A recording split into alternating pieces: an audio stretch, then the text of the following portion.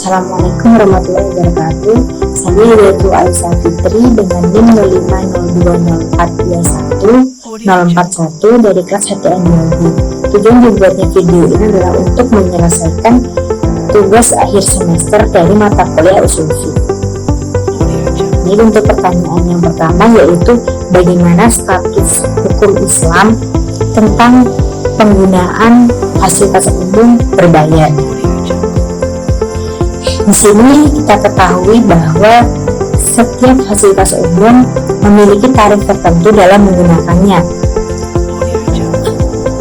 Hal yang mendasarkan adanya tarif tersebut adalah karena adanya penjagaan atau penjaga yang mengawasi kualitas tersebut, merawat dan juga bertanggung jawab atas fasilitas tersebut.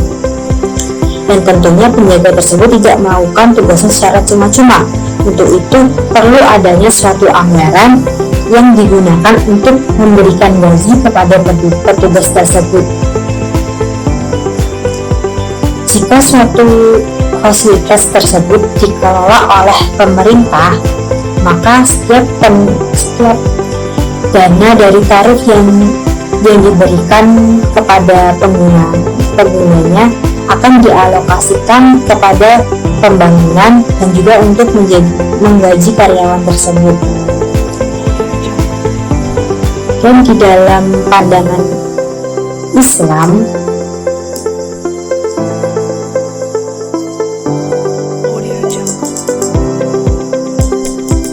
hal tersebut disebut dengan pajak, dan menurut Imam Mazhab bahwa pajak tidak serta-merta dikiaskan sebagai makus yang diharamkan dalam Al-Quran. Imam Hambali juga menilai pajak yang diambil dari orang-orang yang mampu secara ekonomis merupakan jihad harta. Namun jika fasilitas tersebut bukan milik negara, misalnya seperti parkiran di depan toko dan terdapat tukang parkir di sana yang bukan merupakan pegawai resmi dari pemerintah dan terkadang meminta biaya parkirnya. Dalam hal ini maka berlaku dengan sistem ijarah yang merupakan suatu akad atas manfaat yang dimaksud atau yang bisa diberikan dan dibolehkan dengan imbalan tertentu.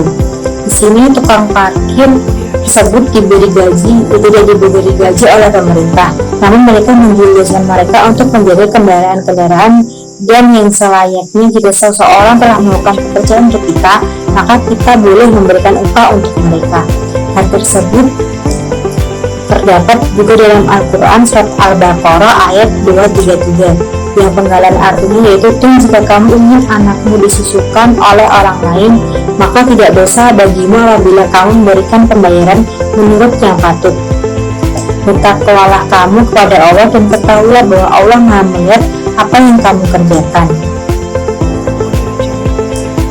Dari hal yang saya jelaskan tadi, menggunakan fasilitas umum berbayar dan memberi bayaran untuk menggunakan fasilitas tersebut boleh untuk dilakukan, karena upah dari yang kita berikan nanti akan digunakan kembali untuk pembangunan fasilitas tersebut dan sebagai upah bagi yang merawat fasilitas tersebut.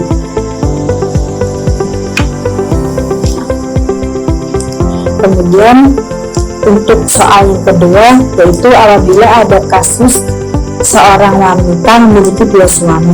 Dalam hal ini misalnya si Udin menikahi Fatimah dengan sirih tapi disaksikan oleh orang-orang desa namun tidak dicatat di KUA.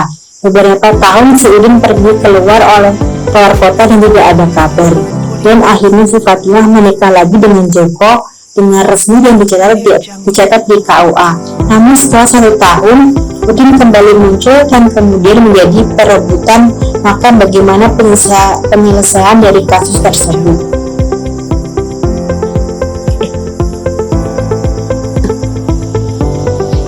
Dilihat dari situasi yang terjadi, terdapat 3 permasalahan yaitu status pernikahan Udin dengan Fatimah, kemudian hukum bagi Fatimah menikah lagi walau suaminya belum meninggal, dan siapa suami sah Fatimah setelah ia menikah lagi jika diketahui Udin masih hidup.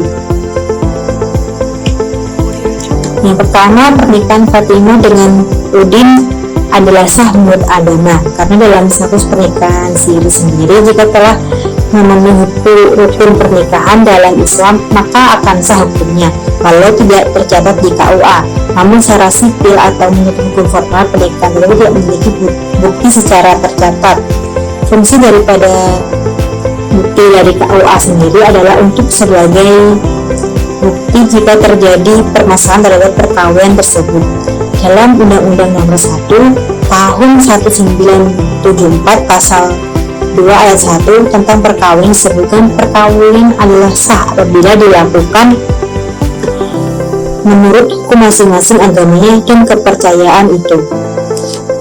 Dalam pandangan Islam sendiri, apabila seorang istri menikah lagi setelah ditinggal suaminya selama bertahun-tahun, maka akan disebut poliandri dan itu haram hukumnya.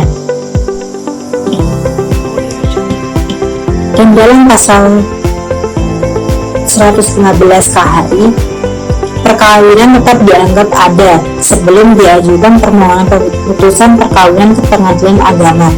Dalam kondisi Fatimah, dia bisa saja mengajukan perceraian atau pembatalan perkawinan atas dasar tidak dinafkahi selama bertahun-tahun dan meninggalkan istrinya tanpa kabar apapun selama 2 tahun berturut-turut.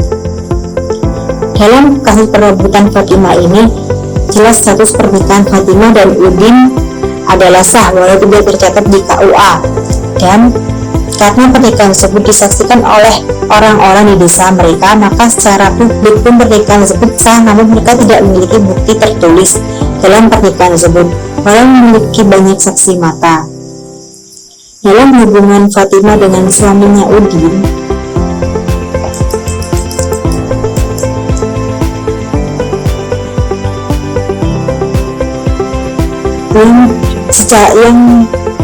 yang diketahui bahwa Udin tidak pernah bercerai dengan Fatimah. Hal tersebut berimbas pada pernikahan kedua Fatimah, yaitu dengan Joko, menjadi tidak sah karena Fatimah saat menikahi Joko masih berstatus sebagai istri dari Udin.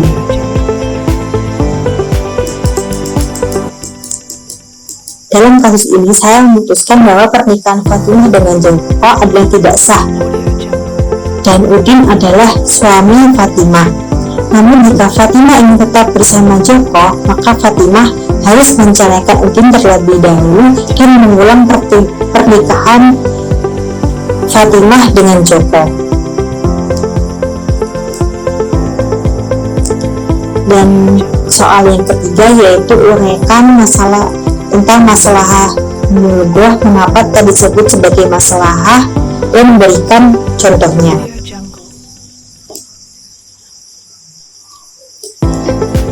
Masalah sendiri berarti sesuatu yang mendatangkan kebaikan.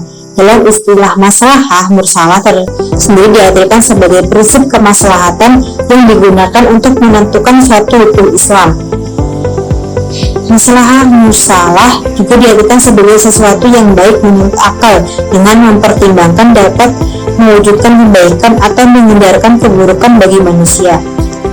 Maslahah mubah sendiri memiliki arti yaitu suatu maslahah yang terdapat kesaksian syara yang membatalkannya. Contohnya yaitu cara yang menentukan bahwa orang melakukan hubungan seksual di siang hari bulan Ramadan dikenakan hukuman dengan memerdekakan budak, atau puasa 2 bulan berturut-turut, atau memberi makan 60 orang kafir miskin. Hal tersebut dimuat dalam hadis riwayat Bukhari dan Muslim. Dalam kasus ini terdapat seorang ulama yang menetapkan hukum berupa 2 bulan berpuasa secara berturut-turut bagi seseorang yang melakukan hubungan badan di siang hari saat Ramadan. Kemudian mengetahui hal tersebut, ulama lain memandang putusan hukum yang diberikan ulama tadi bertentangan dengan hadis Rasulullah, karena bentuk-bentuk hukum itu menurut mereka diterapkan secara berurutan dan mendahulukan dengan memerdekakan budak daripada berpuasa 2 bulan berturut-turut. dan menurut mereka hal tersebut merupakan kemaslahatan yang bertentangan dengan syara, sehingga dengan sendirinya pilihan tersebut menjadi batal. Kemaslahatan seperti ini dalam dasar pikirnya tetap disebut sebagai suatu maslahah, namun disebut sebagai masalah al-mulghah dan tidak dapat dijadikan sebagai landasan dalam menentukan hukum Islam. Baik, terima kasih sekian dari saya. Mohon maaf jika ada salah kata ataupun tindakan. Assalamualaikum warahmatullahi wabarakatuh.